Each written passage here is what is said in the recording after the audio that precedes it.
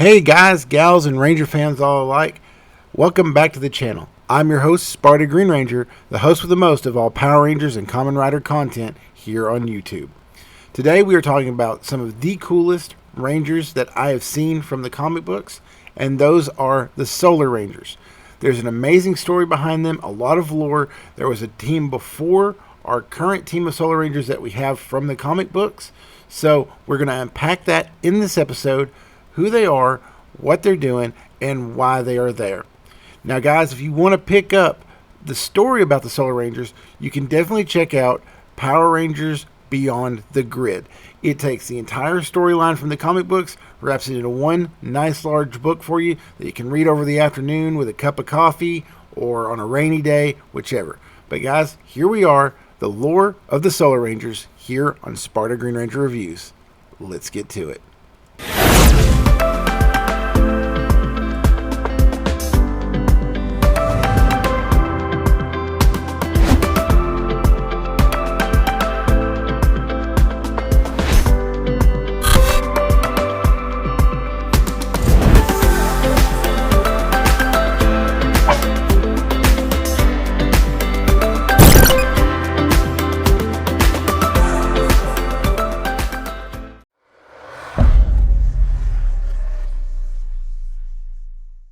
When talking about the history of the Solar Rangers, the first person we have to speak of is the Praetor. The Praetor is an amazing and very interesting character, and it's the antagonist of this line of the comic books. The Praetor is actually one of the Morphin Masters, and that being such, is one of the most powerful psychic beings in the history of the multiverse, being capable of shaping and using the Morphin Grid in almost any conceivable way. At some point, the Morphin Masters are able to stop somebody from using a Zeo Crystal to make almost unfettered destruction. They trace it down to a planet full of Zeo Crystals, and they decide that they need to cut this part off from the grid and the multiverse as a whole. The Praetor decides to stay along with his own team of Rangers, but unfortunately goes mad and destroys his Rangers and decides to keep this section of the Void completely tied off from the multiverse and the Morphin Grid. That is until the events of Shattered Grid, where the Promethea arrives here into the Void.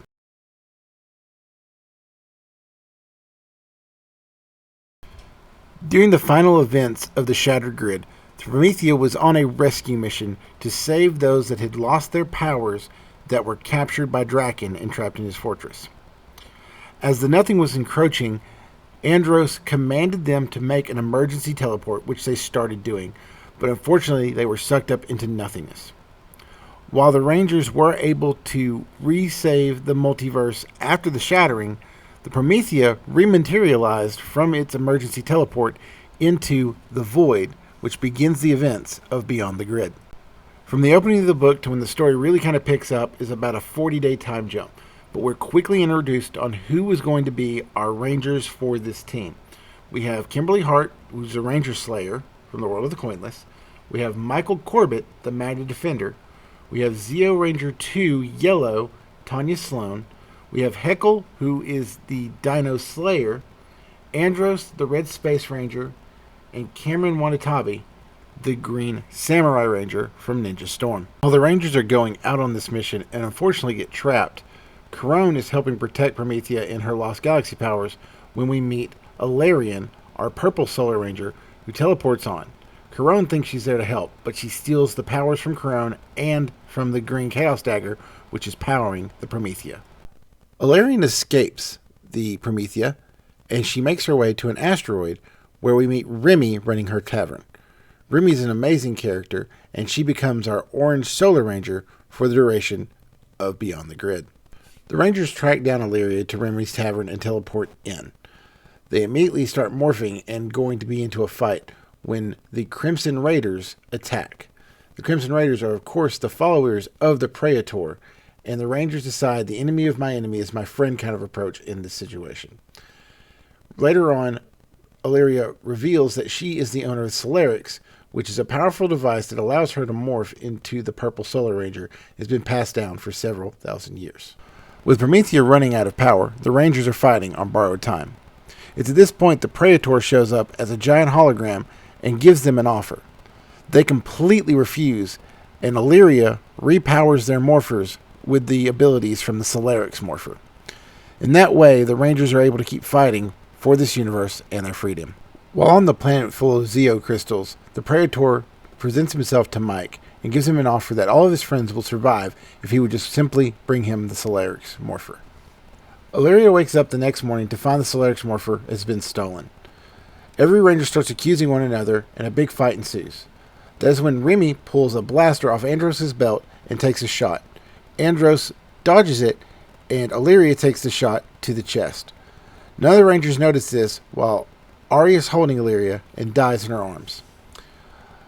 While her spirit leaves her body, it fades away into white, and she is then in the clutches of the Praetor.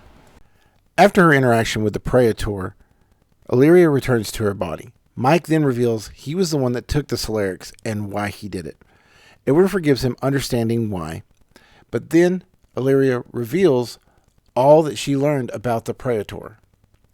She then takes the Solarix and stomps on it, shattering it into equal pieces. The Rangers are then given those pieces, and they all use them to re-energize their morphers with Solarix powers and become the Solar Rangers. The Praetor has decided enough is enough. He's just going to destroy everything in his path and take the Solarix for himself. A giant battle ensues in both on the Shattered Star and in space. The Rangers then summon their Solarix Zords and get into the fray themselves. The Praetor then decides he's just going to destroy everything with a final attack, and the Rangers combine their Zords into the Solarix Megazord. The Rangers then combat this attack and ultimately destroy the Praetor. With the Praetor's destruction, the universe is able to connect back to the Morphin grid, and everything is at peace. Illyria then gives the last remaining shard of the Solarix to Remy, and she morphs into the Orange Solar Ranger. It's also at this point that our Rangers from our universe are finally able to punch a hole and go back home, where they know the Void is now in peace, no longer the Void. Well, there you have it, guys. The complete history and story of the Solar Rangers. As always, if you want to pick this up, go check out Power Rangers Beyond the Grid. You should be able to get this from your local comic shop, local bookstore. If not, you can always order it online through online retailers like Amazon. I also want to give a big thank you to Boom Studios and to Hasbro for making such amazing stories. I also want to thank you guys so much for all the love and support. At the recording of this video, I'm at over 800 subscribers, but only about 20% of you guys that watch my content are actually subscribed. So if you could do me the huge favor of liking the video, hitting that subscription button, and punching that notification bell for when I post my next video. Guys, as always, thank you from the bottom of my heart. May the power always protect you and always be reading comics.